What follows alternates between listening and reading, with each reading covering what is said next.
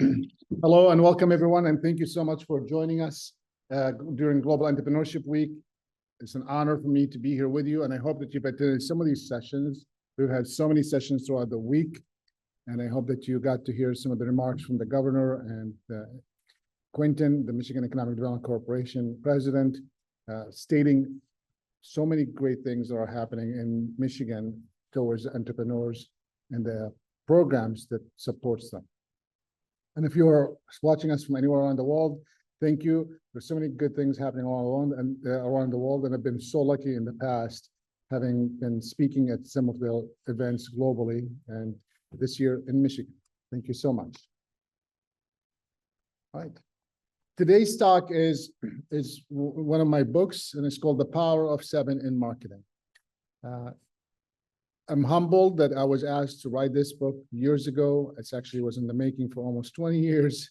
And then it was published a few years ago. And now we have had many people and many programs go through it. And we offer this as a full course online that you could find it on our website.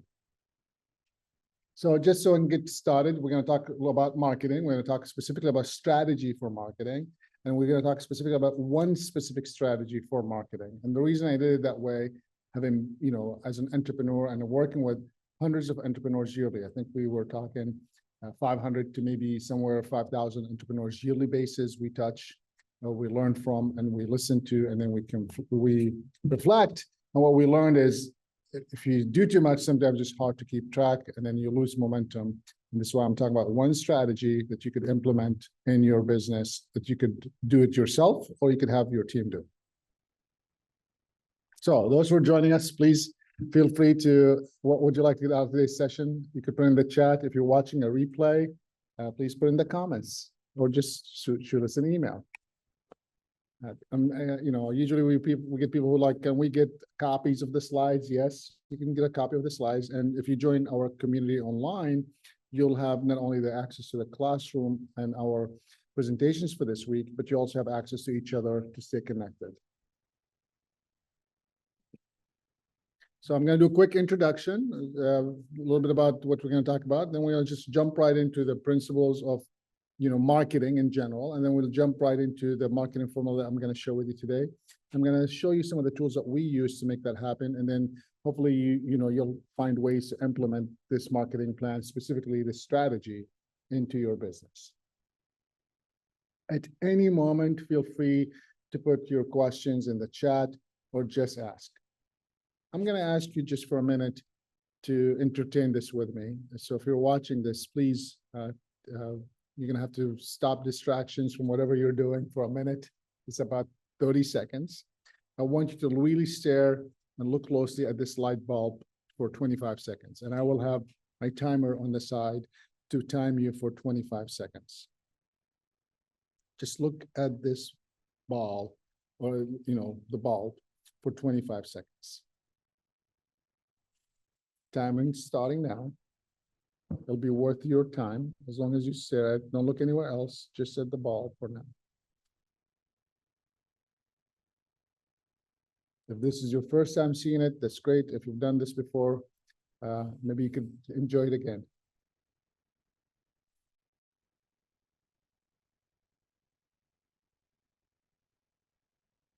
Okay, 25 seconds. So just keep staring.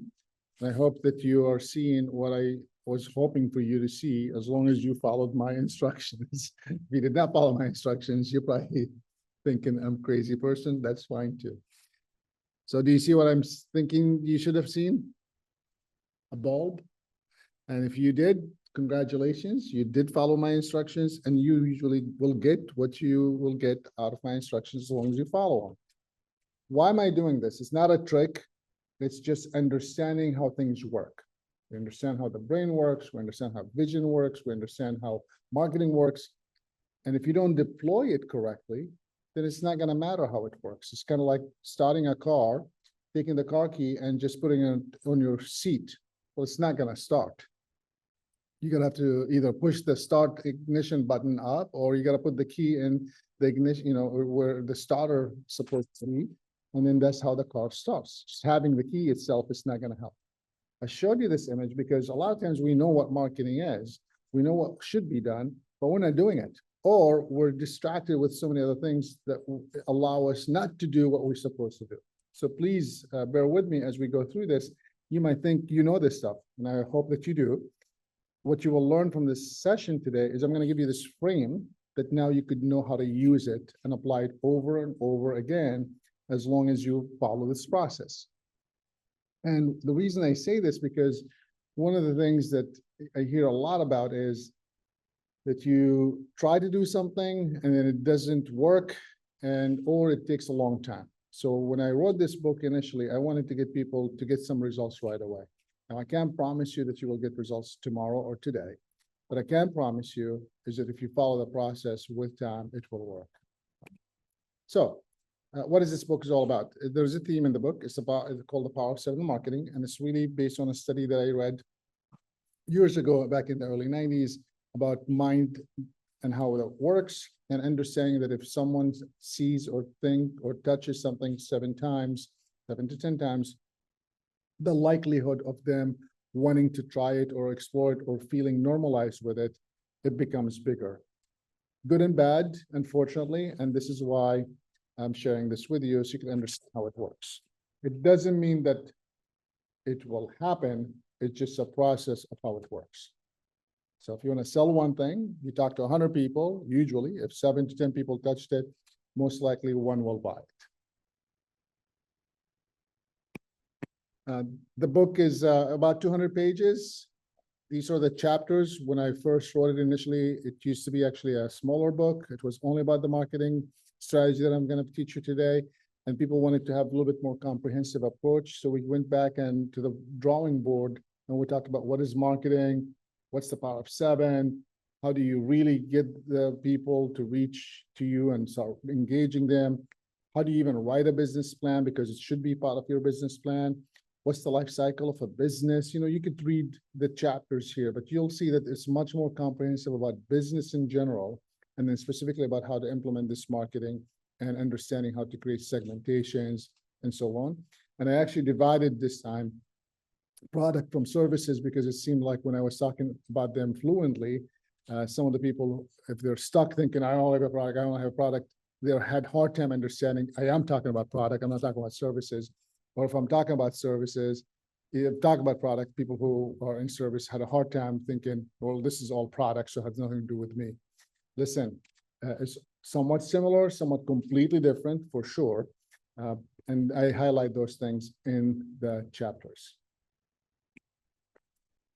I've been fortunate to have lived, grew up as a Palestinian, lived in Kuwait till the first Gulf War in 1990, and I moved to the US at the time to initially start school. And then 35 years later, I'm here. And I've been fortunate to have worked from t-shirt businesses while I was homeless, all the way to executive in some of the major department stores and everything else in between. And for the last 20 some years, I've been working with entrepreneurs in over 100 some countries, start or grow businesses, and supporting the organization that supports them, from government agency designing programs to support the entrepreneurs or small business development, or from the incubators, accelerators, or university technology commercialization, and everything else in between.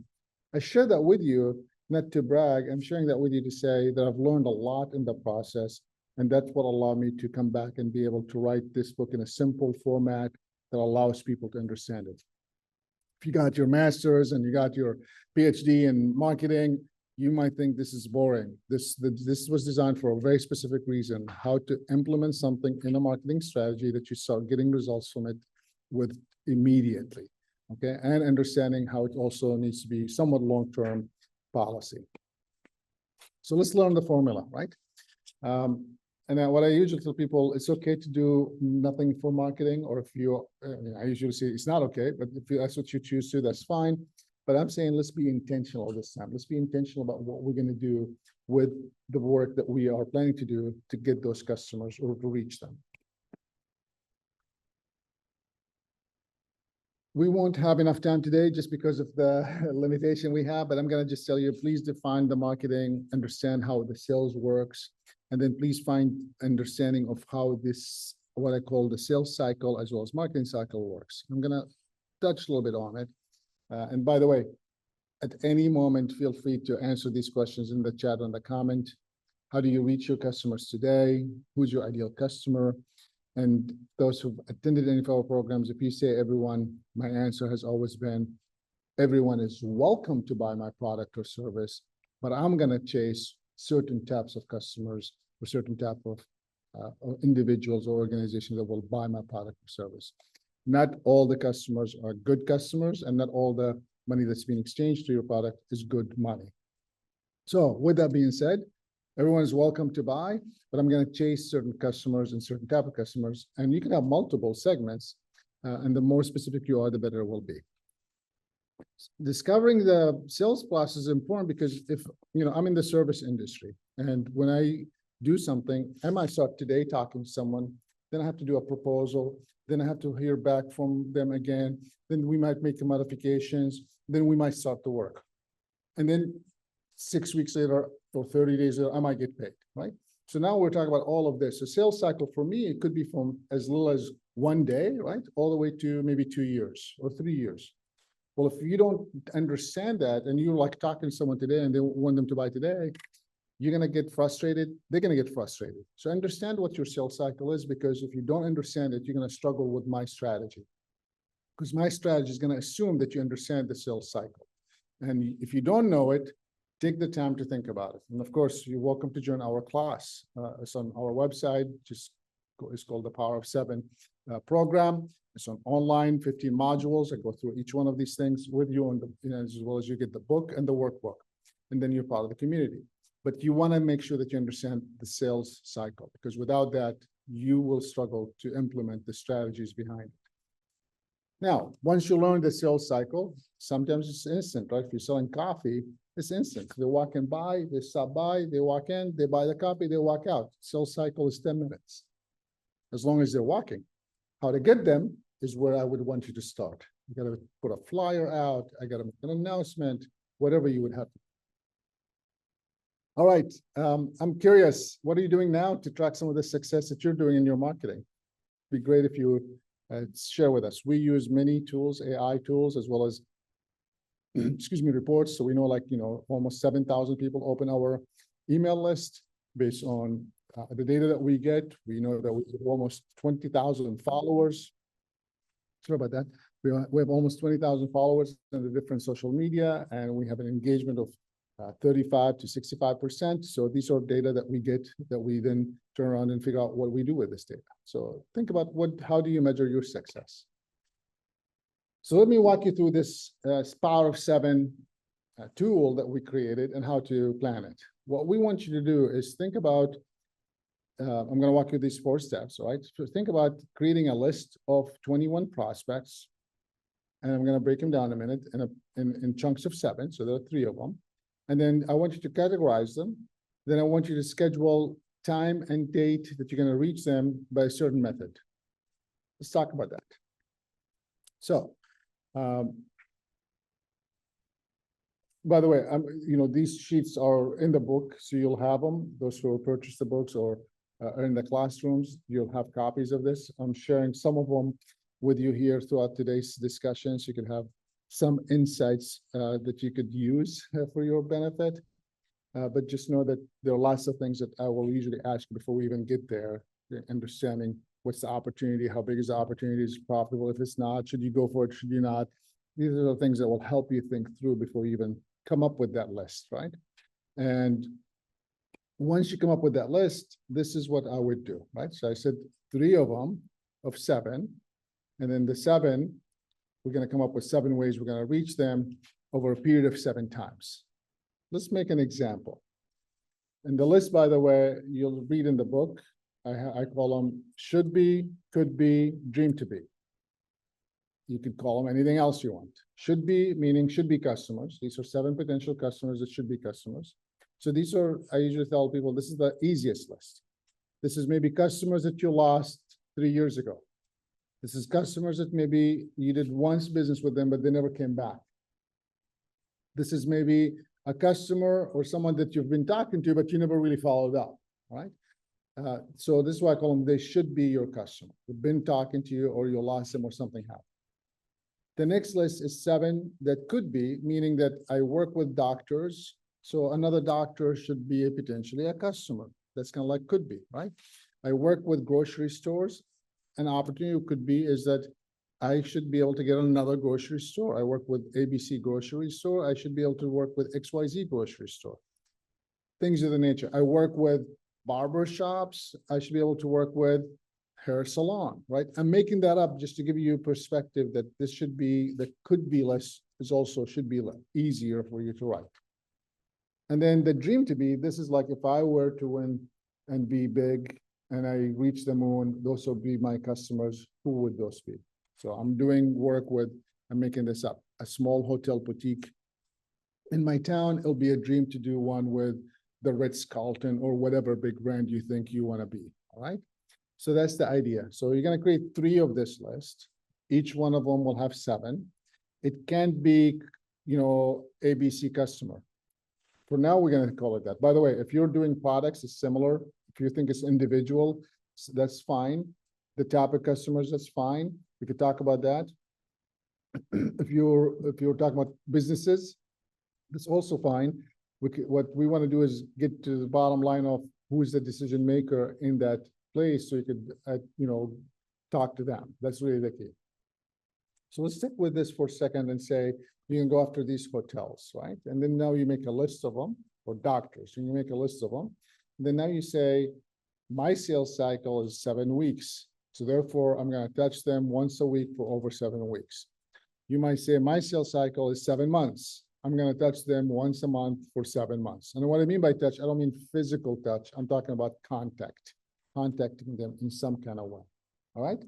So you have to lay that firm out, month, day, week, year. Could be maybe once a year for 7 years. You have to also know your customer.